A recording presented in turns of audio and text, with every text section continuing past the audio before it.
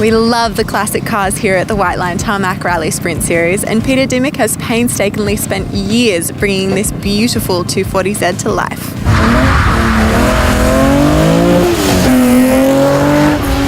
Alright Peter, you have quite a unique car here. Can you tell me a little bit about the history of it? Basically it's a 1971 240Z.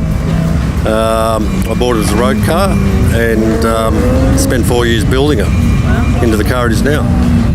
Started rallying in 1983 and I rallied a 240Z back in 1991 and then I went to four-wheel drives and then I decided I had a 20-year break while I shoot my kids motorsport on motorcycles and then they're doing that on their own now, and so I thought I've got to get back into it.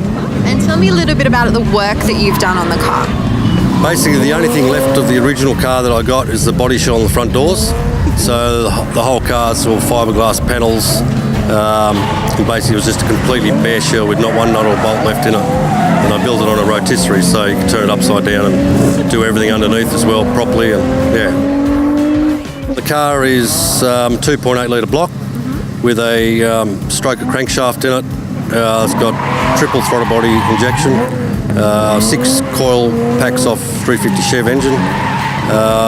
Stu from SW Motorsport built the engine, gearbox and the diff, and it's really strong, just really strong. Puts out really good horsepower and really good torque. It's basically got 2 gears for every corner. Yeah, very fun to drive around here, especially on rally tyres where you haven't got as much grip.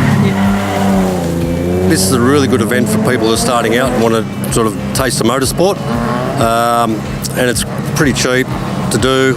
It's easy on the car, and you're not racing for sheep stakes. It's just a fun event to do.